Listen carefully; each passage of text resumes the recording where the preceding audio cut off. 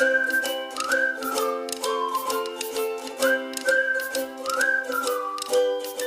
बच्चों, आज हम लोग कक्षा 8वीं हिंदी के प्रादर्श प्रश्न पत्र सेट थ्री के सेकंड पार्ट को हम लोग पढ़ेंगे और समझेंगे। बच्चे देखिए, इस सेकंड पार्ट में हम लोग क्या करेंगे, प्रश्न क्रमांक 14 से लेकर के प्रश्न क्रमांक 17 तक के प्रश्नों को हम लोग पढ़ेंगे और समझेंगे। तो देखिए बच्चे, प्रश्न 14वां है क्या? तो बच्चे प्रश्न 14वां है ना, यहाँ हमारा निम्न गद्यांश को ध्यान पूर्वक पढ़कर प्रश्नों के उत्तर देना है। चलिए हम लोग क्या करते हैं, इसके गद्यांश को पहले पढ़ते हैं और इसके प्रश्नों को जो पूछा जा रहा है उसके उत्तर देते हैं। तो क्वेश्चन को पढ़ते हैं ना, तो बोला जा रहा है ना कि तृतीय लिंग समुदाय के लोगों ने कॉरपोरेट, समाज सेवा, राजनीति, फैशन, संगीत व अन्य क्षेत्रों में लोहा मनवाया है। इनकी प्रतिभा को देखकर लोग दांतों तले उंगली दबाने को मजबूर हो गए हैं। Sylvester merchant, Lakshmi Narayan Tripathi, Mahendra Singh Goyal, fashion designer Rohit व विधायक शबनम मौसी आदि ऐसे प्रमुख नाम है ना। इस प्रकार हम देख सकते हैं ना कि इस समुदाय के अंदर कई क्षमताएं और प्रतिभाएं छुपी हुई है। कौन सा समुदाय? तो तृतीय लिंग समुदाय है। आगे प्रश्न पहला है ना कि तृतीय लिंग समुदाय के लोगों ने किन किन क्षेत्रों में लोहा मनवाया है? तो बोलोगे ना कि तृतीय लिंग समुदाय के लोगों ने कॉरपोरेट, समाज सेवा, राजनीति, फैशन, संगीत तथा अन्य क्षेत्रों में अपना लोहा मनवाया है। ये है आगे। दूसरा क्वेश्चन है कि तृतीय लिंग समुदाय में प्रसिद्ध 4 लोगों के नाम लिखिए। तो बच्चे तृतीय ऐसा लिखोगे, तृतीय लिंग समुदाय में प्रसिद्ध 4 लोगों के नाम डैश, फिर पहला नाम लिखोगे सिल्वेस्टर मर्चेंट, दूसरा लक्ष्मी नारायण त्रिपाठी, तीसरा महेंद्र सिंह गोयल, चौथा फैशन डिजाइनर रोहित और पांचवा विधायक शबनम मौसी। तो कोई भी 4 बोला था तो आप कोई भी 4 लिखिएगा, 5 मत लिखिएगा। आगे है क्वेश्चन कि यहाँ पर गद्यांश का सारांश पढ़कर अपने शब्दों में लिखिए। मतलब इसको पढ़ करके इसका आंसर आपको क्या करना है बच्चे, अपने शब्दों में लिखना है। तो यहाँ पर चलिए मैं आपको पढ़ करके समझाता हूँ इसका कि कैसे लिखा जाएगा। तो यहाँ पर बोला जा रहा है ना, एक एक लाइन को पढ़ते समझ में आ जाएगा। तो बोला जा रहा है कि तृतीय लिंग समुदाय के लोगों ने कॉरपोरेट, समाज सेवा, राजनीति, फैशन, संगीत व अन्य क्षेत्रों में अपना लोहा मनवाया है। अर्थात आप बोलोगे ना कि तृतीय लिंग समुदाय के जो लोग हैं ना, वो क्या कर रहे हैं, हर क्षेत्र में क्या कर रहे हैं, काम कर रहे हैं और आगे बढ़ रहे हैं। जैसे कि कॉरपोरेट, समाज सेवा, राजनीति, फैशन, संगीत आदि। फिर आगे बोलोगे कि इनकी प्रतिभाओं को देखकर लोग दांतों तले उंगली दबाने को मजबूर हो गए हैं। मतलब कि तृतीय लिंग समुदाय के लोग क्या कर रहे हैं, हर क्षेत्र में अपना नाम रोशन करते जा रहे हैं, जिसको देख करके लोग क्या कर रहे हैं, दांतों तले उंगली दबाने को मजबूर हो गए हैं। आगे सिल्वेस्टर मर्चेंट, लक्ष्मी नारायण त्रिपाठी आदि आदि आदि ये सभी क्या है, प्रमुख है। तो बोलोगे ना कि इस समुदाय के प्रमुख नाम Sylvester merchant, Lakshmi Narayan Tripathi, Mahendra Singh Goyal, fashion designer Rohit व विधायक शबनम मौसी है। इस प्रकार हम कह सकते हैं कि इस समुदाय के अंदर कई क्षमताएं छुपी और प्रतिभा छुपी हुई है। तो अर्थात हम कह सकते हैं ना कि तृतीय लिंग समुदाय के लोग भी किसी भी समाज से या किसी भी समुदाय से पीछे नहीं है। वे क्या कर रहे हैं, कंधे से कंधा मिला करके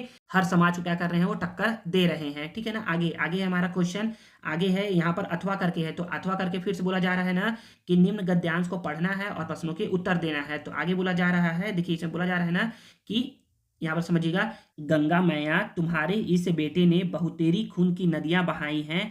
आज एक अनोखी भेंट लो माँ, फिरंगी की गोली से अपवित्र किए गए इस शरीर को पवित्र करो। माँ मुझे शब्द दो, तुम्हारा यह जल हाथ में लेकर शपथ खाता हूँ कि जब तक तन में जान है यह देश सेवा में लगा रहेगा। तो यह भेंट लो माँ, जय गंगा मैया की। तो इसमें पहला क्वेश्चन है ना कि अनोखी भेंट क्या थी? तो अनोखी भेंट उन्होंने क्या दिया है? तो होता ये है ना बच्चे कि ना महाराज कुंवर सिंह जो होते हैं ना, उनको क्या लगती है बच्चे, अंग्रेजों की गोली लग जाती है उनके बाह में। मतलब कि एक हाथ में क्या लगते हैं, अंग्रेजों की गोली लग जाती है, जिसके कारण उनका शरीर क्या होता है बच्चे, उनका वो हाथ क्या होता है, सड़ने लगता है। और वो बोलते हैं ना कि अंग्रेजों की गोली से क्या हो गया है, उनका शरीर अपवित्र हो गया है। इसलिए वो क्या करते हैं, अपना एक हाथ काट करके क्या करते हैं, गंगा जी को अर्पित कर देते हैं, गंगा माँ को अर्पित कर देते हैं। तो क्वेश्चन है कि अनोखी भेंट क्या थी? तो अनोखी भेंट कुंवर सिंह का एक हाथ था, यही बोलोगे, अनोखी भेंट कुंवर सिंह का एक हाथ था। प्रश्न दूसरा में बोला जा रहा है ना कि कुंवर सिंह का शरीर कैसे अपवित्र हो गया? तो बोलोगे कि कुंवर सिंह का शरीर अंग्रेजों की गोली लगने के कारण क्या हो गया, अपवित्र हो गया। अंग्रेजों की गोली लगने के कारण क्या हो गया, अपवित्र हो गया। फिर क्वेश्चन थर्ड है, कुंवर सिंह ने क्या शपथ ली? तो बोलोगे ना कि कुंवर सिंह ने यह शपथ ली कि जब तक उनके शरीर में क्या है, जान है, वह क्या करेंगे, देश की सेवा में अपने इस शरीर को लगाते रहेंगे। अर्थात बोलोगे ना कि कुंवर सिंह ने यह शपथ ली कि जब तक उनके शरीर में ना जान है ना, तब तक वह क्या करेंगे, अपने देशवासियों की वो रक्षा करते रहेंगे। आगे है बच्चे, आगे है कि समानार्थी शब्द लिखो। तो पहला है बच्चे भेंट मतलब होता है बच्चे उपहार देना या तोहफा देना होता है। ठीक है ना। आगे फिरंगी क्या बोलते हैं बच्चे, अंग्रेज बोलते हैं और ब्रिटिश बोलते हैं। ठीक है। अब देखिए बच्चे हमारा नेक्स्ट प्रश्न क्या है? नेक्स्ट प्रश्न है हमारा प्रश्न 15वां। देखिए बच्चे प्रश्न 15वां है ना कि निम्नलिखित पद्यांश का संदर्भ प्रसंग सहित व्याख्या लिखना है, भावार्थ लिखना है, अर्थ लिखना है। तो पहले इसको पढ़ते हैं कि किस पाठ से बोला जा रहा है। जिसमें बोला जा रहा है ना, भाषा भूषा के जो भीतर श्रेणी वर्ग में मानव ऊपर, अखिल अवनी में रिक्त मनुज को केवल मनुज जान अपना लो, आज मनुज को खोज निकालो। तो पता चलेगा ना कि ये क्या है बच्चे, ये हमारे मनुज को खोज निकालो नामक पाठ से लिया गया है। तो इसमें बोलेंगे कि प्रस्तुत पद्यांश प्रस्तुत पद्यांश प्रस्तुत पद्यांश हमारे पाठ्य पुस्तक छत्तीसगढ़ भारती के मनुज को खोज निकालो नामक पाठ से लिया गया है। इसके कवि श्री सुमित्रानंदन पंत जी हैं। अब संदर्भ तो लिख लिए हैं, प्रसंग के लिए क्या करना है हम लोग को, 2 लाइन छोड़ देना है और डायरेक्ट अभी अर्थ लिखना है। तो हम लोग बोलेंगे ना यहाँ पर, तो पहले एक एक लाइन का अर्थ समझते हैं और लिखते हैं। जिसमें बोला जा रहा है ना, भाषा भूषा के जो भीतर श्रेणी वर्ग में मानव ऊपर। तो भाषा मतलब होता है बोलचाल, जो भाषा बोलते हो, और भूषा मतलब होता है पहनावा या धारण करने वाला। तो कवि कहते हैं ना कि हे मनुष्य, संसार में अलग अलग भाषा बोलने वाले तथा अलग अलग वेशभूषा धारण करने वाले लोग रहते हैं। आगे श्रेणी वर्ग तो बोलोगे ना कि कवि कहते हैं ना कि समाज में अनेक श्रेणियां बटी हुई है, जाति के नाम पे, धर्म के नाम पे अनेक श्रेणियां बटी हुई है, किंतु उसमें क्या है बच्चे, मानव सबसे ऊपर है, अर्थात मानव श्रेष्ठ है। मानव श्रेष्ठ है मतलब कि उसमें क्या है, सभी में ना मानवता का गुण क्या है बच्चे, श्रेष्ठ है। तो इन 2 लाइन का मतलब आप बोलोगे ना, इन 2 लाइन का मतलब आप बोलोगे कि कवि कहते हैं कि हे मनुष्य, संसार में अलग अलग भाषाएं बोलने तथा वेशभूषा धारण करने वाले लोग रहते हैं। समाज अनेक श्रेणियों, वर्गों, जातियों और धर्मों में बटा हुआ है, किंतु मनुष्य इन सबसे ऊपर है, अर्थात मनुष्य क्या है बच्चे, श्रेष्ठ है। अब आगे देखिए, आगे बोला जा रहा है ना कि अखिल अवनी में रिक्त मनुज को केवल मनुज जान अपना लो। अखिल अवनी मतलब कि पूरी इस दुनिया में तो बोलो, ऐसा बोलोगे ना कि कवि कहते हैं कि ये दुनिया में ना क्या है बच्चे, विभिन्न जाति, वर्ग और धर्मों में लोग क्या है बच्चे, ये बटे हुए हैं। तो इसमें से क्या करना है बच्चे, इसमें से ना हमें क्या करना है, सभी को ना मनुष्य को मनुष्य मान करके क्या करना है बच्चे, स्वीकार करना है। केवल मनुज जान अपना लो, देखो इसका मतलब होता है ना, केवल मनुज जान अपना लो का मतलब होता है ना कि सभी मनुष्य, जो भी मनुष्य बटे हुए हैं ना वर्गों में, उनको अलग अलग वर्गों में बटा हुआ मत मानो, उनको बस ये मानो कि ये क्या है, ये सारे क्या है, मनुष्य है, और उनको क्या करो तुम, अपना लो। तो इन 2 लाइन का मतलब आप बोलोगे ना कि कवि कहते हैं ना कि आज का मनुष्य क्या है, विभिन्न भाषा, वर्गों, जातियों और धर्मों में बट चुका है। तो ऐसे बटे हुए संकुचित विचारों को त्याग करके तुम क्या करो, मनुष्य को मनुष्य मात्र मान करके क्या करो, तुम उसे स्वीकार करो, अर्थात तुम अच्छे मनुष्य को खोज निकालो, अर्थात ऐसे मनुष्य को खोज निकालो जिसके अंदर क्या हो बच्चे, मानवता का गुण भरा पड़ा हो। ठीक है, तो इन 3 लाइन का अर्थ आप बोलोगे ना कि कवि कहते हैं कि आज का मनुष्य विभिन्न भाषाओं, जाति, वर्गों और समाज में बढ़ चुका है। तो ऐसे बटे हुए विचारों को त्याग कर पूरी दुनिया में मनुष्य को क्या करो, तुम अपना मनुष्य मान करके क्या करो, उसे स्वीकार करो, अर्थात तुम ऐसे मनुष्यों में से तुम क्या करो, सच्चे मनुष्य को खोज निकालो जिसके अंदर क्या हो बच्चे, मानवता का गुण भरा पड़ा हो। ठीक है ना, तो यही बच्चे इसका अर्थ है। अब बच्चे हम लोगों ने अर्थ लिख लिया, प्रसंग के बारे में है। तो प्रसंग में ना, तो अर्थ में जो बोला गया है ना, उसी का ना संक्षिप्त रूप लिखते हैं, 1 से 2 लाइन में लिखते हैं। तो बोलोगे ना कि प्रस्तुत पद्यांश में कवि ने मनुष्य को केवल मनुष्य मान कर स्वीकार करने की बात की है, कि आप क्या करिए, मनुष्य को मनुष्य मान करके क्या करिए, आप उसको स्वीकार करिए। और इसमें बोला जा रहा है कि प्रस्तुत पद्य में भाषा वर्ण के भीतर के अंतर को समाप्त करने का संदेश दिया है, कि आप क्या करिए, भाषा वर्ण का जो अंतर है ना, जो भेदभाव है ना, उसको समाप्त करिए और आपसी प्रेम भाव लेकर के आइए। अब नेक्स्ट है बच्चे हमारा अथवा में है। अच्छा, इसमें विशेष भी है। विशेष बोलोगे ना कि भाषा एवं वर्ण भेद का सुंदर वर्णन किया गया है, कि हमें क्या करना है, भाषा एवं वर्ण भेद के अंतर को समाप्त करना है। आगे बोला जा रहा है इसमें अथवा, तो इसमें अथवा में बोला जा रहा है ना कि किसी रात को मेरी नींद अचानक उचट जाती है, मतलब कि टूट जाती है, आंखें खुल जाती है, मैं सोचने लगता हूं कि जिस वैज्ञानिकों ने अणु शस्त्रों का आविष्कार किया था, वे हिरोशिमा नागासाकी के भीषण नरसंहार के समाचार सुनकर रात को कैसे सोए होंगे। तो बच्चे अगर आपने इसको पढ़ा तो समझ में आया ना कि यहाँ पर एक वर्ड यूज किया गया, हिरोशिमा, नागासाकी, वैज्ञानिक, अणु शस्त्र और आविष्कार जैसे वर्ड यूज किए गए हैं। तो आपको समझ में आएगा ना कि ये जो है ना, ये हमारे पाठ 22 हिरोशिमा की पीड़ा नामक पाठ से लिया गया है। तो इसका संदर्भ बोलोगे कि प्रस्तुत पंक्ति हमारे पाठ्य पुस्तक छत्तीसगढ़ भारती के हिरोशिमा की पीड़ा नामक पाठ से लिया गया है। इसके कवि श्री अटल बिहारी वाजपेयी जी है। अब हमको लिखना है इसका प्रसंग। प्रसंग के लिए फिर से बताता हूँ बच्चे, 2 लाइन छोड़ दोगे। हम लोग डायरेक्ट इसका क्या लिखते हैं बच्चे, इसका हम लोग डायरेक्ट अर्थ लिखते हैं। तो हम लोग बोलेंगे ना कि अर्थ में बोलेंगे, तो 2 लाइन को पढ़कर क्या करते हैं बच्चे, उसका अर्थ समझते हैं। तो इसमें बोला जा रहा है ना कि किसी रात को मेरी नींद अचानक उचट जाती है। तो कवि अटल बिहारी वाजपेयी कहते हैं ना कि किसी रात को उनकी नींद अचानक टूट जाती है। क्यों टूटती है? टूटती ये है ना कि वो क्या करते हैं, सपना देखते हैं। किसका सपना देखते हैं? कि हिरोशिमा और नागासाकी पर ना अमेरिका ने क्या गिराया था बच्चे, परमाणु बम गिराया था। तो वो बोलते हैं, तो उसमें बोलोगे ना कि कवि कहते हैं कि किसी रात को जब वह सोते रहते हैं ना, तो हिरोशिमा और नागासाकी पर जो नरसंहार हुआ था, नरसंहार मतलब होता है लोगों की बलि चढ़ी गई थी, मतलब कि वो परमाणु बम गिरने से लोग मर गए थे ना, उसको बोलते हैं नरसंहार।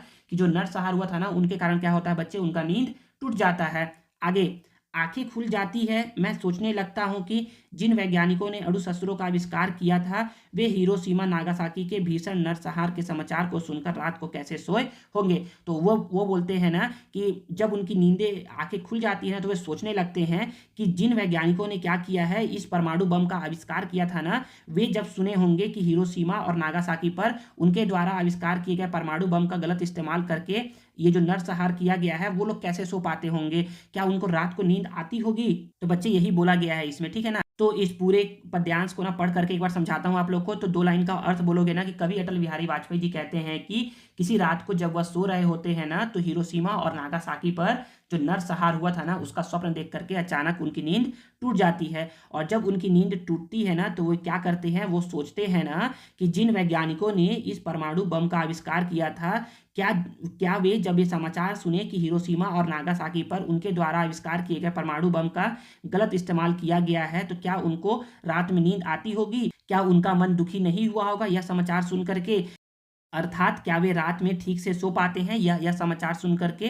बस यही बच्चे से बोला गया है, ठीक है ना। तो अब इसके अर्थ को समझने के बाद हम लोग क्या कहते हैं, इसके प्रसंग को समझते हैं। जिसमें बोला जा रहा है ना कि प्रस्तुत पद्यांश में वाजपेयी जी ने हिरोशिमा और नागासाकी के भीषण नरसंहार को याद करके वो दुखी होते हैं। तो यही इसमें बोला गया है। तो हम लोग यहाँ पर बोल सकते हैं ना, यहाँ पर देखिएगा, यहाँ पर समझिएगा, यहाँ पर बोला जा रहा है। तो इसका प्रसंग मैंने बता दिया है, व्याख्या बता दिया है। अब देखते हैं हम लोग बच्चे, हम लोग प्रश्न 16वां देखते हैं। तो प्रश्न 16वां में बोला जा रहा है ना कि आपका नाम हेमंत कुमार है, आप शासकीय उच्चतर माध्यमिक विद्यालय खरोरा में पढ़ते हैं, अपने प्रधान अध्यापक को पत्र लिखिए जिसमें स्थानांतरण प्रमाण पत्र हेतु आवेदन हो। तो आप बोलोगे ना कि सेवा में प्रधानाध्यापक शासकीय उच्चतर पूर्व माध्यमिक विद्यालय खरोरा, और फिर विषय बोलोगे स्थानांतरण प्रमाण पत्र हेतु आवेदन पत्र। तो बोलोगे महोदय, निवेदन है कि मेरा नाम हेमंत कुमार है, मैं कक्षा 8वीं का छात्र हूँ। फिर आगे बोलोगे कि मेरे पिताजी का स्थानांतरण अंबिकापुर से रायपुर हो गया है, मेरी आगे की पढ़ाई भी रायपुर में ही होगी। और फिर आगे बोलोगे कि अतः आपसे निवेदन है कि मुझे मेरा शाला स्थानांतरण प्रमाण पत्र